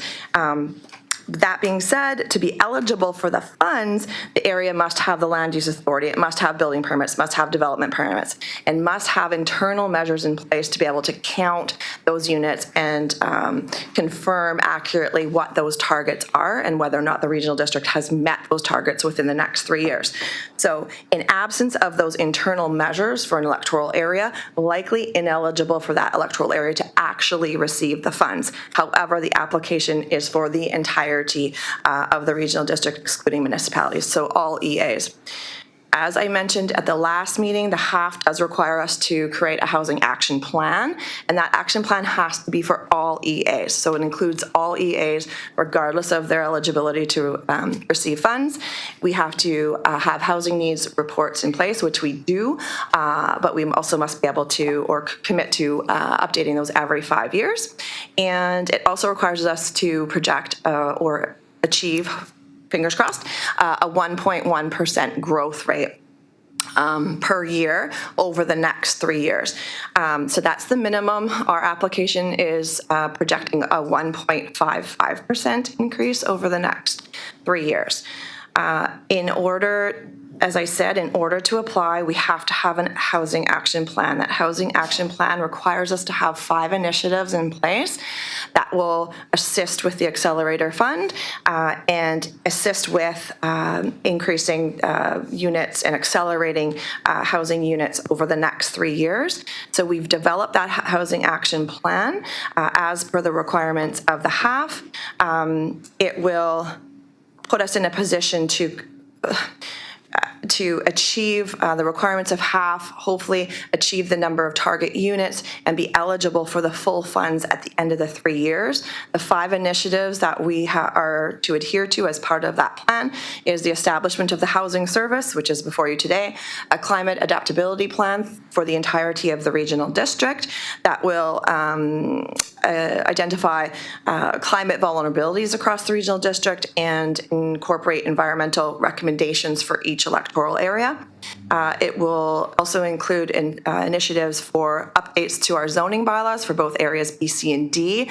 And the intention of those updates is that by updating the bylaw, we will be in a better position to increase densities throughout those electoral areas and promote secondary suites, missing middle and affordable housing wherever possible. So each of those electoral areas, B, C, and D, with zoning bylaws will be up for review. It also includes delegated authority bylaws to assist with moving projects faster throughout the regional district, and that would delegate authority to planning staff as legislatively afforded to us to date with respect to permitting, development permits, and minor development variance permits. And lastly, the implementation, this is the key one, implementation of a building service for electoral areas B and C. That is crucial for the regional district to report back to CMHC accurately on the targets that have been met over the next 3 years. Should those EAs not support the establishment of a building service, we will be unable to accurately report back to CMHC, and you will lose the potential to be eligible for any funding. So those are the 5 measures that are included in the Housing Action Plan, which will be submitted as part of our application. Now, when we're talking about targets, in order to be able to accurately reflect our target, we needed to determine what our growth rate has been over the last 5 years. That is super difficult throughout the regional district because, as you know, we only have permitting for Area D. So we were as creative as we could be to come up with some sort of a number. We estimate that over the last 5 years throughout the 4 EAs, we've had a total of 201 units. Now, looking over the last 5 years, the number of units per year, we project that over the next 3 years without the incentives that are provided in the housing report, we would probably be looking at about 103 or 105 units additionally over the next 3 years throughout the 4 EAs. Now, by incorporating the half initiatives in that, we're projecting 188 units total. So that's an increase of 83 additional half units throughout the implementation of the half and the action plan items. So with those units counting towards half, we could be on target to receive, here we go, $3 million. So should we be successful in that, but not meet our targets, we would still potentially be eligible for 75% of that $3 million. Finally, as mentioned previously in the last report, this is an incentive fund. So it is not specifically to construct housing. We could use these funds to, well, firstly, we would need to use the funds to complete the action items. So the action items that I reported back to you earlier and updating of our bylaws, we project that to be somewhere in the 300 grand area realm, I guess you could say. And then any remaining funds we would have to dedicate to 3 specific areas. So the first area would be investments in affordable housing. So a component of those funds going specifically to the creation of affordable housing. The second one would be housing related infrastructure. So a portion of those funds going to the infrastructure for specific to housing, and then also in community related infrastructure. So those are the 3 supports that those funds would go to. Now, the allocation of those funds into those components would be determined at the board table. So the SRD board would determine how or how much of each of those areas would receive funds and how much out of the total pot that we get at the end of the day, dependent upon how many units we are able to achieve in the next 3 years. Director Vonish. Thank you, Aniko. I just want to say, I do support the creation of regional housing service. I think, looking at our campaigns 8 months ago, a lot of us ran on the need that there's a lot of need for housing in all of our communities, including Cortez. I think part of the debate in the last meeting was around my frustration of not being able to include Cortez in the half. And I appreciate staff's correspondence with the Cortez Housing Society in between then. It does seem like half does have some flexibility in how those measurements happen. And although Cortez does not have building permits, we do have electrical permits. So I think I'm hoping that you're still exploring ways to measure the amount of housing that's built on Cortez. We have a crisis, and it's just it's sad that we can't use this as a way to move forward on Cortez. So that's my comments there. I do support this regional service. In regards to the borrowing side of things, the tax requisition that we are proposing right now could support higher borrowing. And I want to make sure that we put in the right amount of borrowing so that we can get projects done and really take seriously the needs in all of our communities. And so I would like to make a motion that we move from 6 million to 10 million.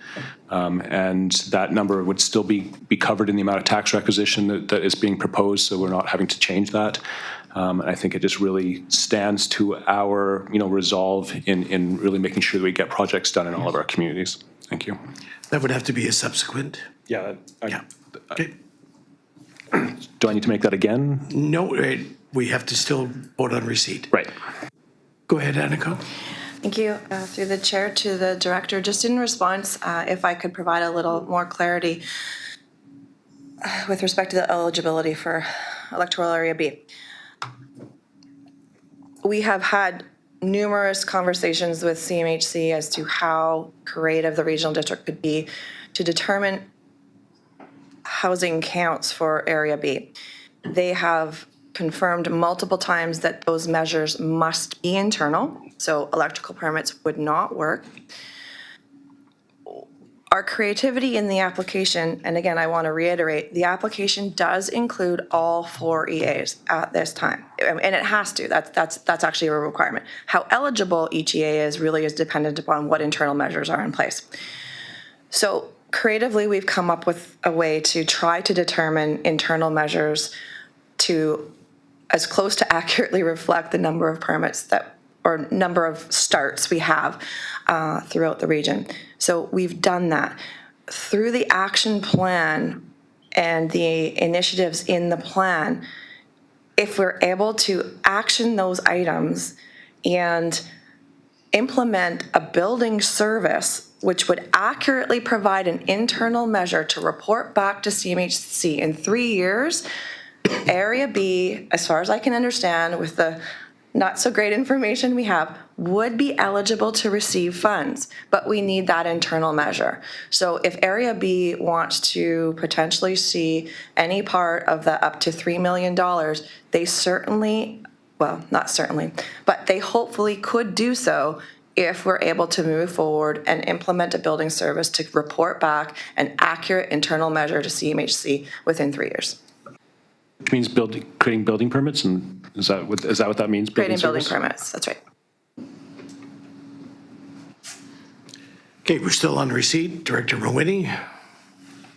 Thank you. And I like what Director Vonesh is saying about if there's something that I had considered is using electrical permits. So I'm wondering if, Annika, you have considered creating an internal measuring system, which includes not only electrical permits, but perhaps septic field permits as well. So it would be a measure that we created using other multiple outside numbers. Thank you. Again, I will try to be really clear here. It has to be an internal measure. We do not do electrical permits and we don't do septic permits. That's not internal. It has to be something that the regional district implements. The SRD, a building permit in conjunction with development permit. That's our internal measure. Okay. did you have a comment? I do. I don't know if this is appropriate or not, but it puzzles me as to why there's a reluctance to a building service. It's not going to do anything to people that have an existing home. A building service would be to new homes and additions and changes. So it's not like the people that have homes in areas B and C, that live in their homes, it's going to have any impact to them other than if they want to do some bulldoze it, major renovation, or build a new home. So I'm always puzzled by the reluctance to it. It seems like an easy avenue to some ongoing funds to develop housing and other things. So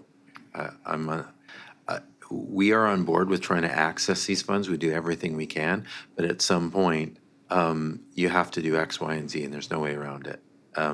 So you don't have to make that decision on a building service today, certainly not, but I think it's information for you to consider, based on the amount of money that can be available and the ability to do these things that support housing. So you don't have to determine a building service today. Okay, before we call the question, one more, Director Wally.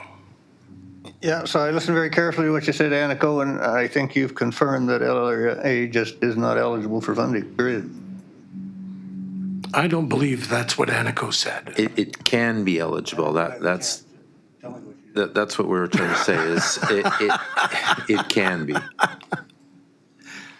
Okay, so It would be more eligible if it had a building service. We'll just put it that way for today. Yeah, but I don't and won't, so. Okay, so we're calling the question. All in favor of receipt? Opposed? Seeing none, carried. Subsequent? I'd like to make a motion that on the borrowing side of the motion that we increase it from 6 million to 10 million. Okay, second. I'll second that. Director Rice, discussion? Director Wally? Yeah, I understand the intent of that, and I guess that's wonderful. It certainly increases requisition, maybe not double, but at least another 40%, so I'm opposed. Thank you. Anybody else? Director Dahl? Well, I'd like to ask two questions, and one is the financial implications for the city of Campbell River, and the second one is I'd like the mover of the motion to explain the benefits to the region. Since we don't have a report on $10 million, so why would we be wanting to increase? I just would like to know the reason. CAO? I think I can answer the first one. So the requisition that we're proposing is the 5 cents per thousand, and 5 cents per thousand is the same requisition across the regional district. So if you own let's say $1 million house in Campbell River and $1 million house in Sayward, the requisition's exactly the same. The only difference is there's a lot more houses in Campbell River, but the impact per household is exactly the same. So for clarity, if the board wishes to do, the 5 cents per thousand would generate about 750,000 collectively. And if the board supported the requisition going from 6 to 10 million, that requisition would cover the annual borrowing. As for the regional impact, I'll leave that to Director Bonish. I think just as far as regional impact, it's $6 million doesn't build a lot. I think it's just my main point. And I think every one of our communities needs housing. And I just want to make sure that we're setting ourselves up for success in all the areas that we live. And just to address the tax requisition aside, we can borrow money, build something, and use some of that borrowed money to pay back the interest until we get the cost recovery from it. So we aren't necessarily using tax requisition to pay for the interest, right? Well, you'd pay a little bit. I don't know if the Housing Accelerator Fund could be used for that. There's a possibility of that, I think. But what regional districts do is you borrow money. Let's say you have a $10 million project. You borrow the money, you pay interest only until the final nail's gone, and you determine your final cost, and then you borrow long-term that amount of money. So what we do is pay interest-only payments until we're complete. So it really minimizes the debt repayment back to that borrowing. It's fairly insignificant. Okay, so we have Director Mawhinney. I was going to say that the report says that with the proposed limit requisition of 5 cents per thousand, it says that it would yield approximately $750,000, but only $373 would be required to service the long-term debt if the full $6 million was borrowed. So there maybe is space there to go higher than 6. There definitely is, yeah.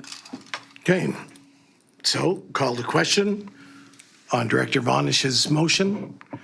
All in favor?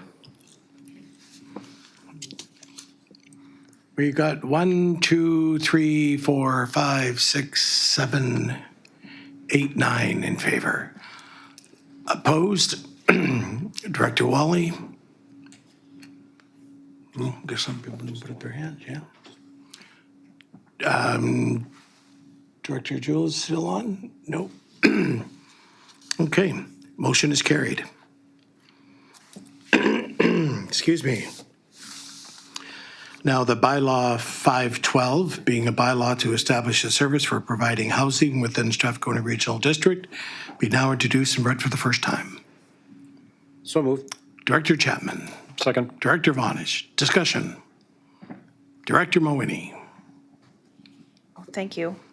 I was curious, the processing of service initiatives that we're going to be talking about next, it talks about discussing creating regional services with the public by a survey or community consultation, and I'm curious when in the process that would happen with this.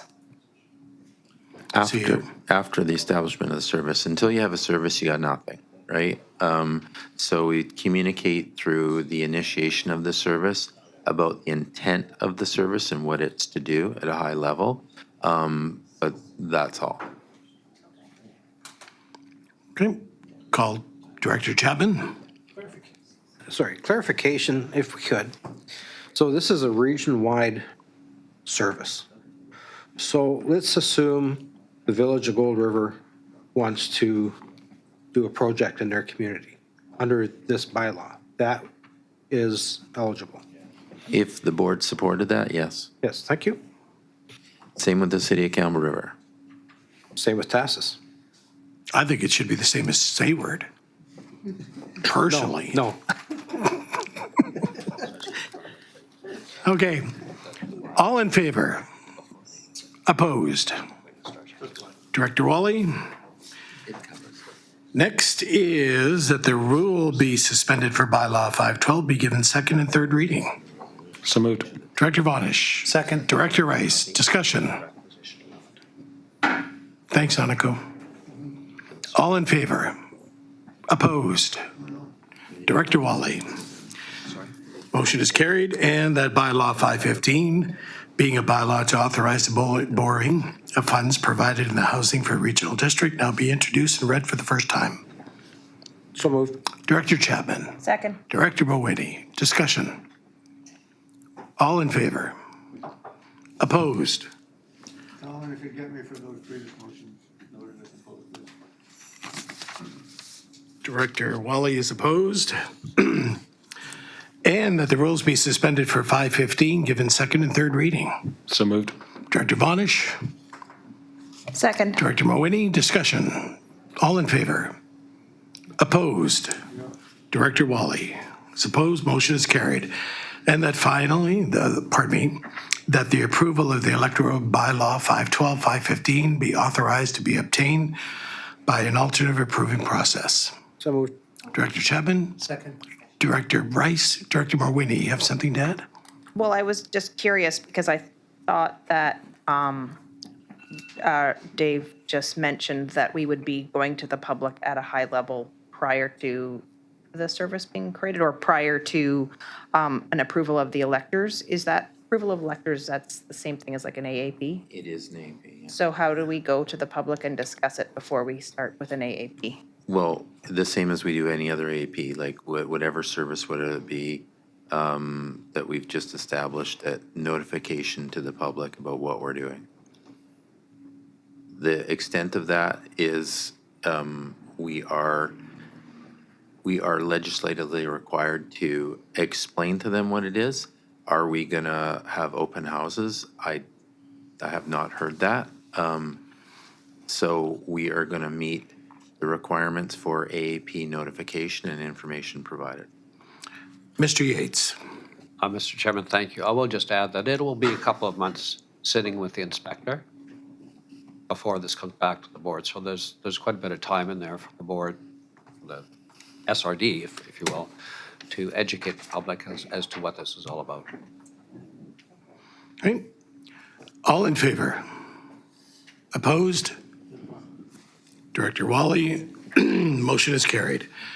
Bylaw 514, processing of service initiatives, that the report from the CAO be received. Move receipt. Director Vonish. Director Wally, second. Discussion. Director Wally.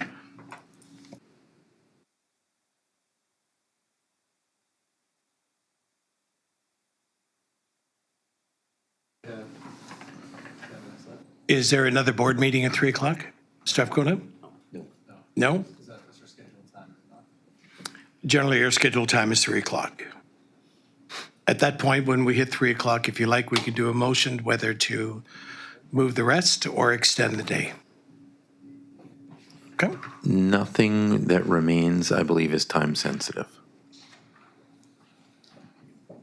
If the board wishes to. Including this one? Including this one. Am I on, Mr. Chair? We still have a lot of agenda left.